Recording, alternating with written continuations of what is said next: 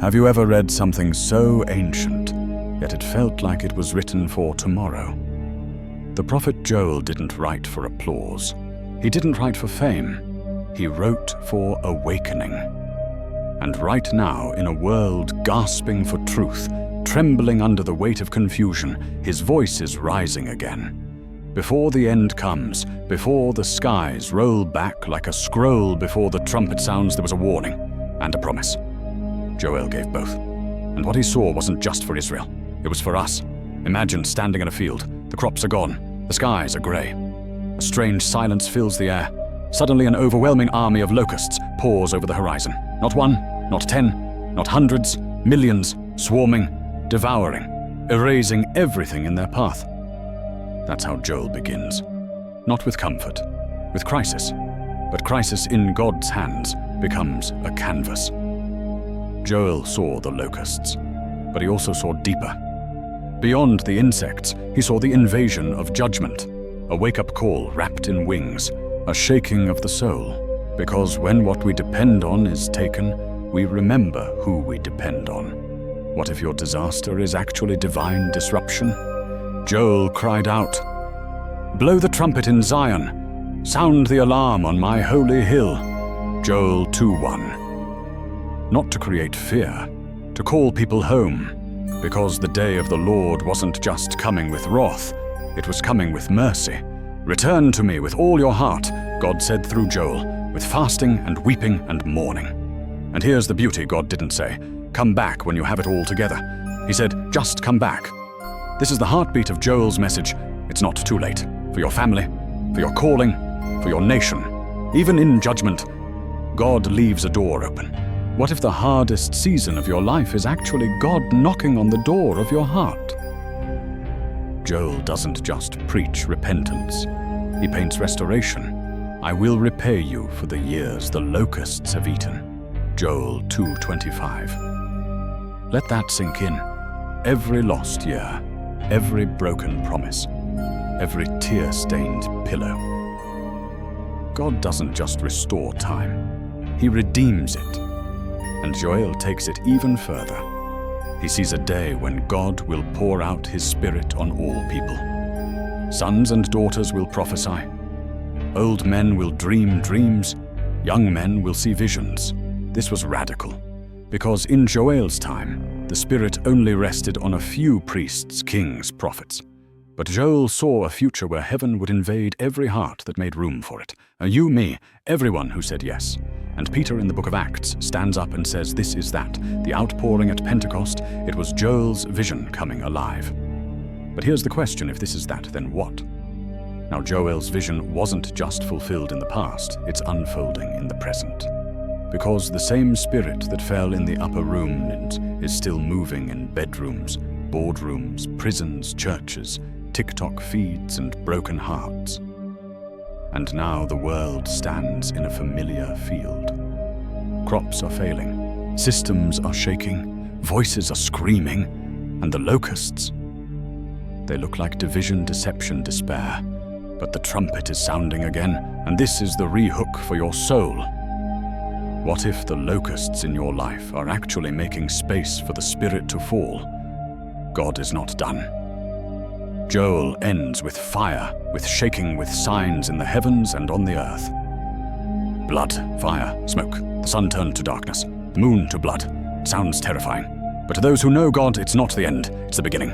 And everyone who calls on the name of the Lord shall be saved. Joel 2:32. Everyone, not just the clean, not just the churchy, not just the qualified. Everyone. The message of Joel is simple, but it's seismic. Wake up. Turn back. Receive mercy. Be filled. Prepare. Because God is not silent.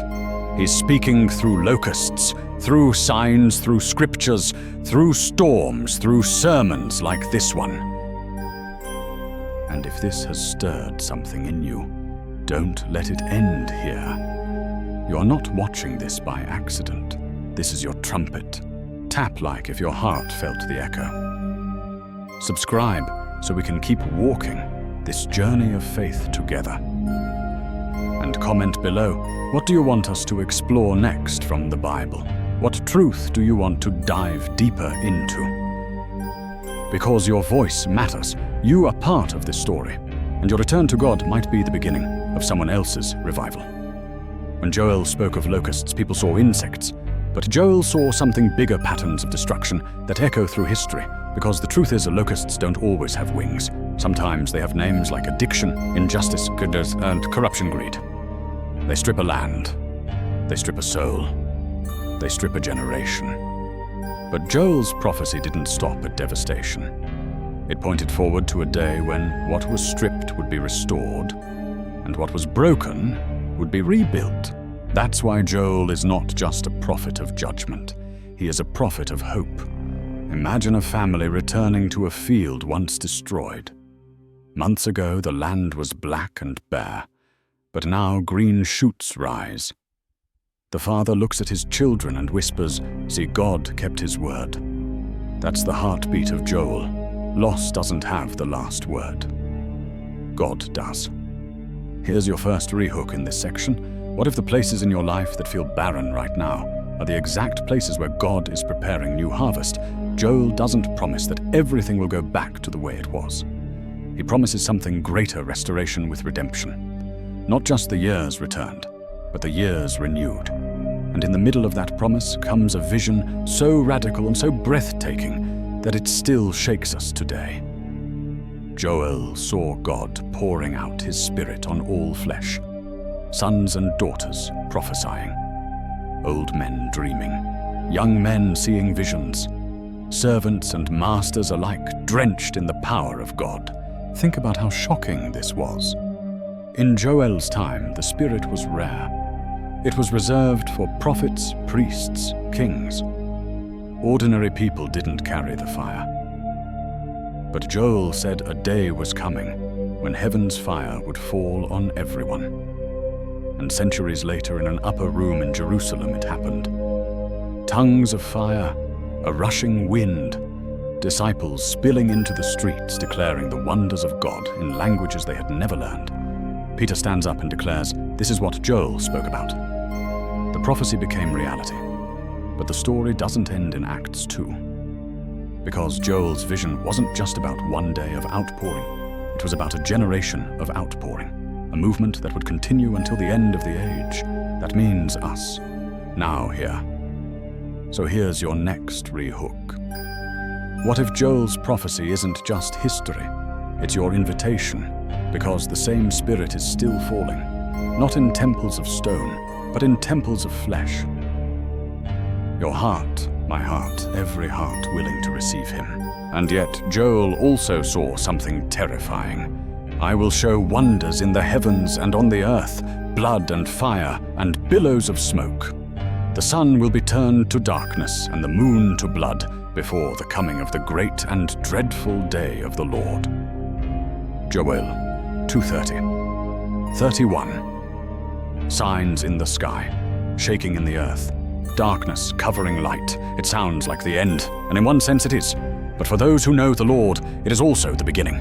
Because Joel immediately declares, "And everyone who calls on the name of the Lord will be saved." Joel 2:32, everyone. The addicted, the broken, the doubting, the religious, the rebellious, the weary, the proud, the poor, the rich, the forgotten, the famous, everyone.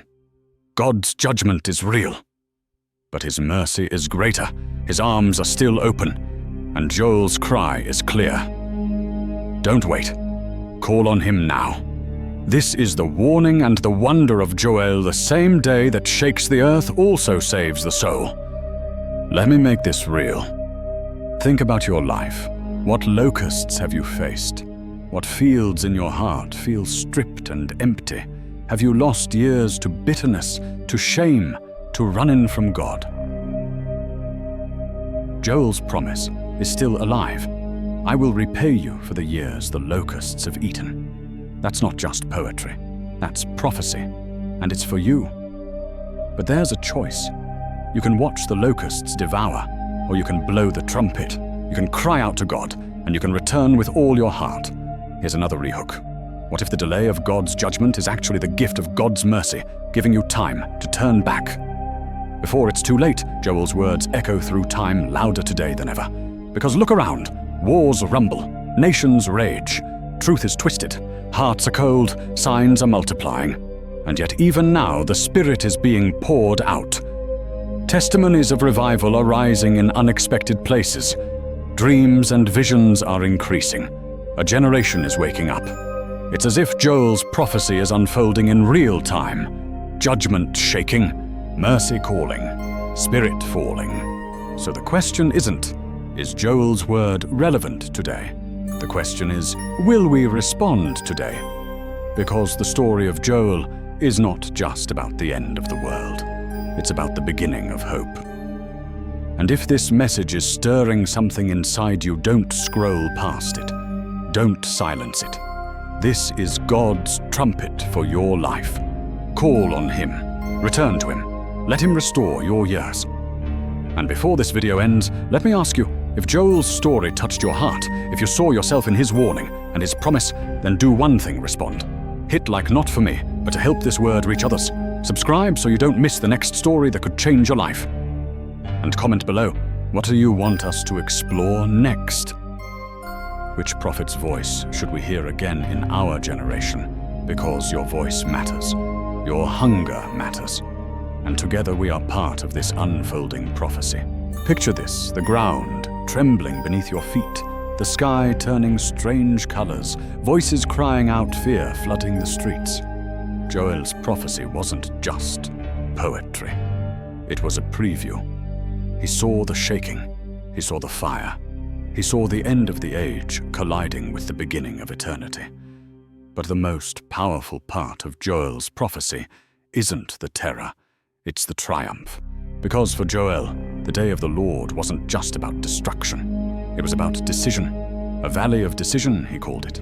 A place where nations would gather, where destinies would be sealed, where God Himself would render judgment. And maybe that valley isn't just a geographical place. Maybe it's the human heart. Every soul eventually comes to its valley of decision. Will I call on the Lord, or will I turn away? Will I cling to what is passing, or will I surrender to what is eternal? This is the first rehook for this final part. What if your valley of decision is right now Joel's prophecy reminds us neutrality is not an option. Silence is a decision. Indifference is a decision. Delay is a decision. And every decision shapes eternity. But God's heart is not to destroy, it's to deliver. That's why Joel's call is drenched in mercy. Return to the Lord your God, for He is gracious and compassionate, slow to anger and abounding in love. Joel 2:13. Grace, compassion, love. Even in the shadow of judgment, His character shines.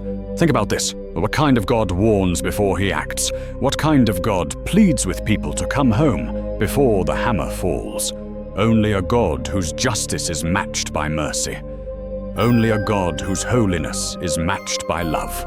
And Joel saw the ultimate promise. The Lord will be a refuge for His people, a stronghold for the people of Israel. Joel 3:16. Yes, the earth will quake. Yes, the heavens will tremble. But in the middle of shaking, God Himself will roar like a lion to protect His own. Here's another rehook. What if the shaking in your life isn't meant to destroy you, but to drive you into God's refuge? We live in a world filled with valleys of decision, nations choosing war or peace, leaders choosing truth or lies, families choosing faith or compromise, and each choice echoes. Each choice matters. But Joel's prophecy is not about scaring us into obedience. It's about inviting us into intimacy. It's not about running from fear. It's about running toward love. Because at the end of Joel's vision is not despair, it's hope. He speaks of mountains dripping with new wine hills flowing, with milk streams watering dry land. A new creation, a restored Eden, a future where God dwells with His people forever. That's the real end of the world story. Not just fire, not just judgment, but restoration, renewal, relationship. This is the core of Joel's message.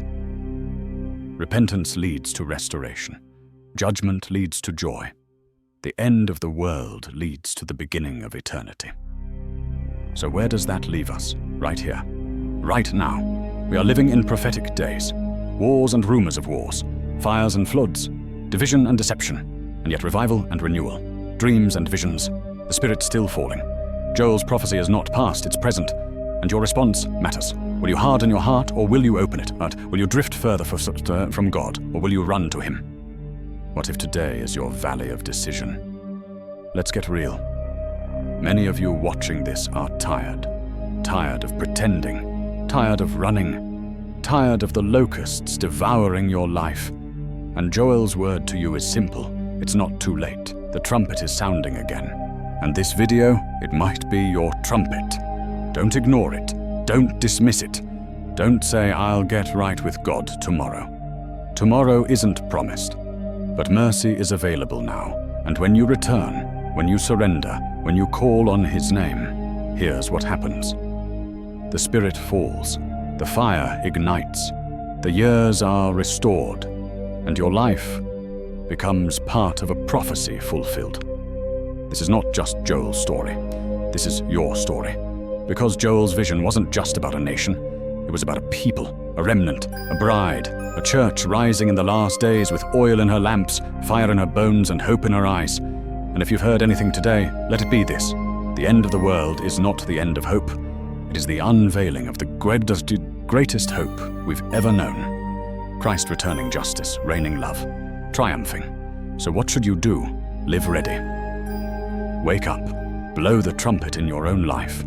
Choose today whom you will serve, and then lift your head not in fear, but in faith, because redemption is closer now than ever before. And if this message has stirred you, don't let it fade when the video ends. Share it. Hit the like button so it reaches someone else who needs hope. Subscribe so you never miss another word of encouragement, and comment below. What part of Joel's prophecy spoke most to you? What story from the Bible do you want us to dive into next? Because you're not just a viewer, you're part of this story, you're part of this trumpet call, and your decision today could echo in eternity. The prophet Joel still speaks, his words still thunder, his vision still burns, and his God is still the same. So return, be filled, be ready, because the end of the world is only the beginning.